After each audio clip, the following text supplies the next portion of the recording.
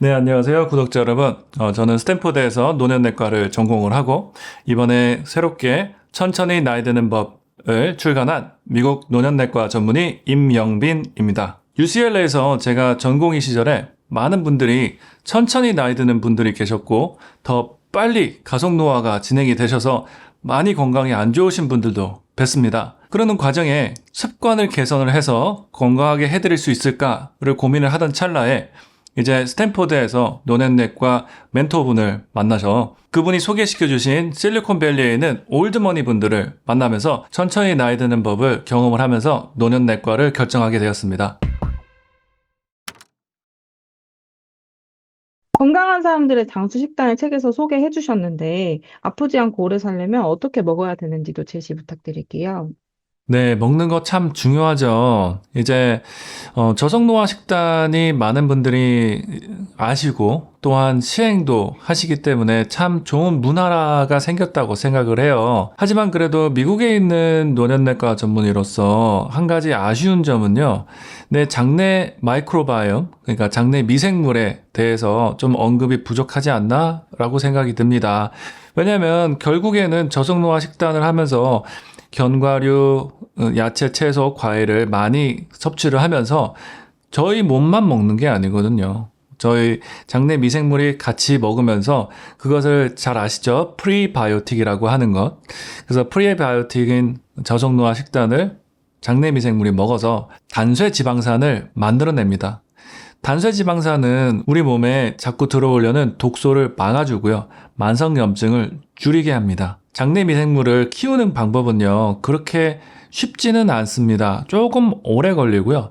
유산균을 그냥 섭취를 하면 되지 뭐라고 생각을 하시는데요. 그게 아니에요. 저희 몸속에 있는 이런 장내 미생물은요. 어두워야 되고 따뜻해야지 배양이 됩니다. 하지만 그런 것들을 캡슐에 담을 수가 없거든요. 그렇기 때문에 이런 유산균 제품은요. 계속 드셔도 좋아요. 하지만 꼭 필요하신 거는 첫 번째 발효식품이고요. 두 번째 아까 말씀 나눈 그런 저속노화 식단이에요. 발효식품에서는 이제 여러분들 한국 사람으로서 자부심을 가지는 그 김치 있죠. 저도 솔직히 이런 책을 쓰면서 장내 미생물에 대해서 공부를 하기 전까지는 그냥 조금만 먹고 맛있는 다른 반찬이 많아서 잘 안 먹었었는데요. 솔직히 이제는 나한테 주어진 김치 다 먹으라고 하고 일반 배추김치뿐만이 아니라 무김치, 갓김치, 파김치 여러 가지 김치 종류를 다 섭취를 하고 있으니까 여러분도 같이 동참하면 좋겠습니다. 저속노화 식단을 이제 조금 다른 관점에서 보면은요.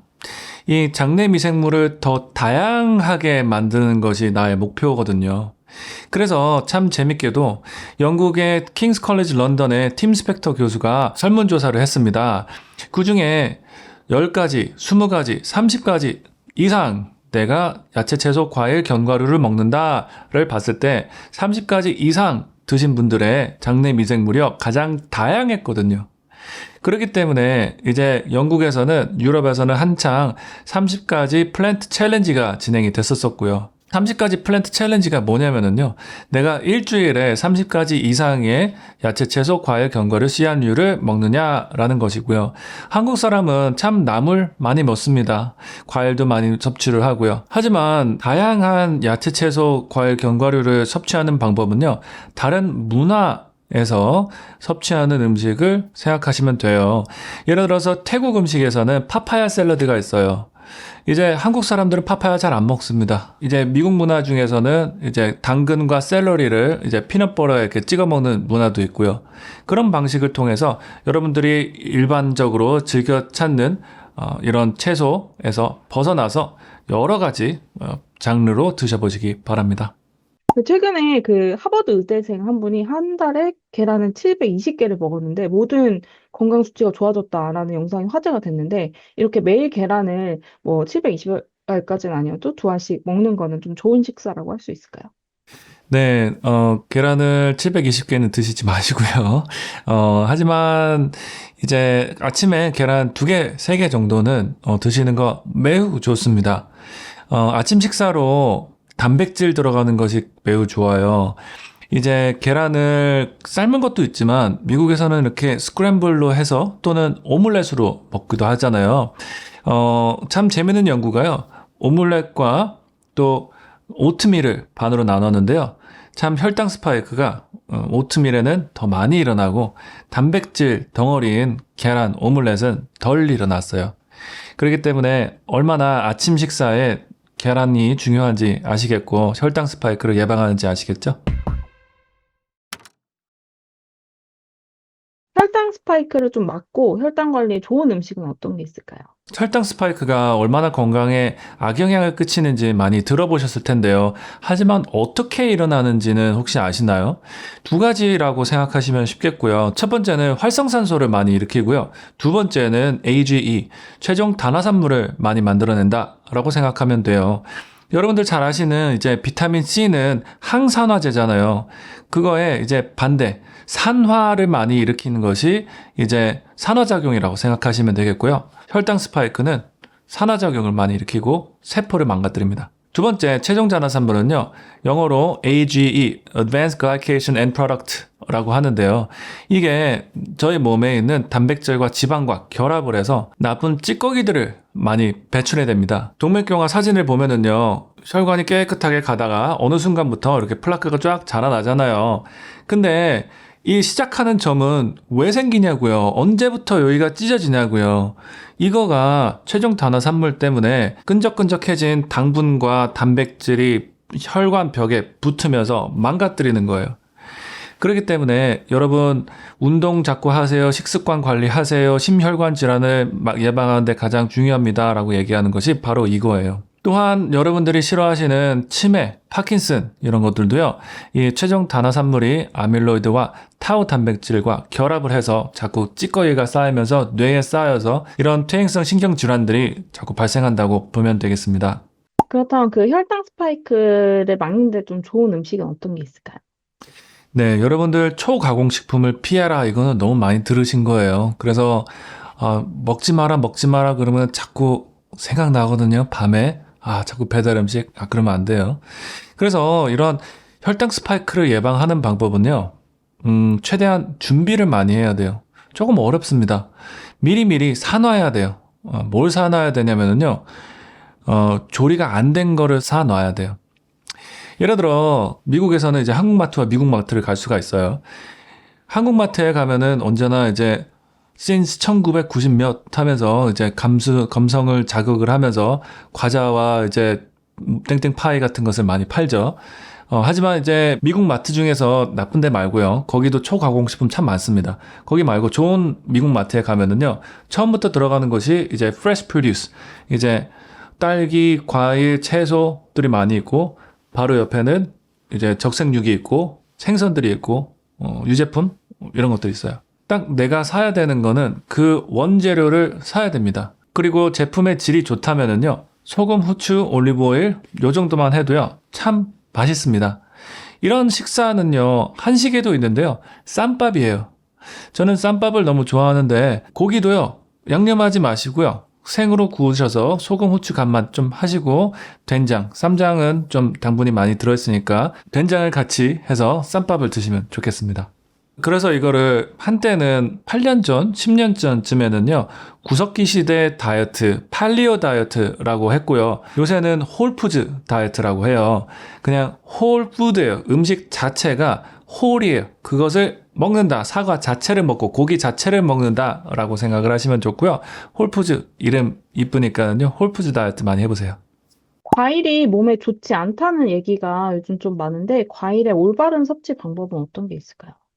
네, 참 재밌게도 이제 미국에 살면은요, 여러 다 문화를 볼 수가 있는데요. 특히 한국 사람들만 이제 과일을 대부분 후식으로 드세요. 후식으로 과일을 드신다라는 개념을 좀 없애주시면 좋을 것 같아요. 방금 전에 말씀드린 것처럼 이제 당근과 샐러리를 피넛버터에 이렇게 찍어 먹는 것 같이 과일도 중간중간에 간식으로 드시면은 참 좋습니다. 아침에 사과 하나 이렇게 드시는 거 좋다라고 하는 것처럼요. 아침 식사에서도 과일을 드시는 것도 참 좋기는 합니다. 여기서 두 번째 팁이 나오는데요. 과일을 갈아 먹으면 안 됩니다. 주스, 즙, 짜 드시면은 안 됩니다. 최근에 제 지인분이 당뇨 전 단계에 들어갔다고 해서 이제 Continuous Glucose Monitoring, 이제 당을 체크하는 기계를 차고 혈당 스파이크가 어떤 거가 일어나는지 보는데요. 저한테 계속 얘기를 하는데 마지막에 딱 나온 거가 과일 주스였습니다.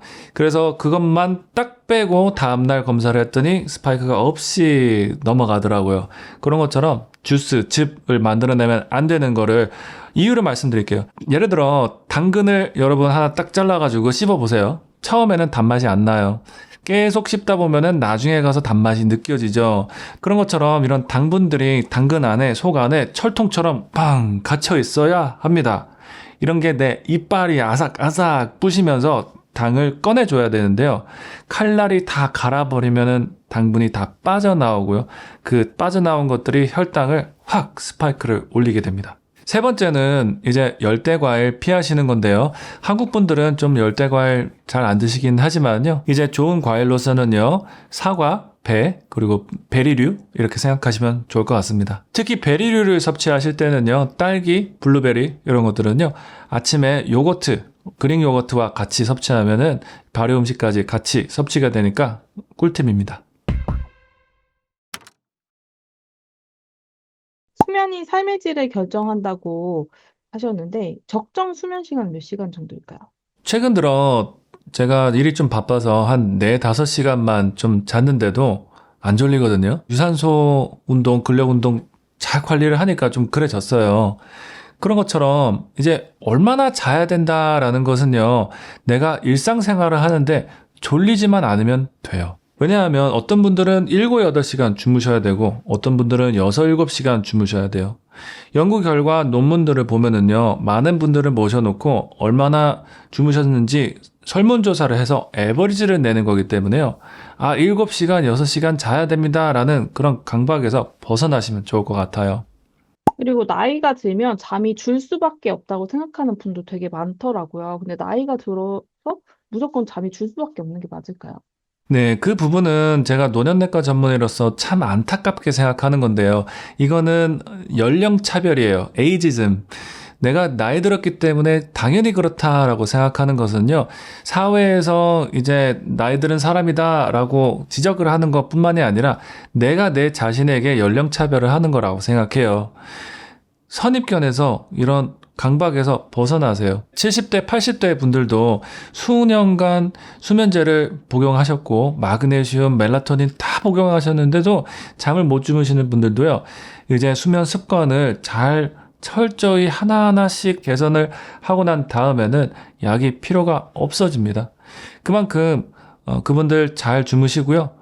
활기가 더 차서 더 재밌게 열심히 사시면 운동하실 수 있으니까요. 여러분들도 잘 주무실 수 있습니다.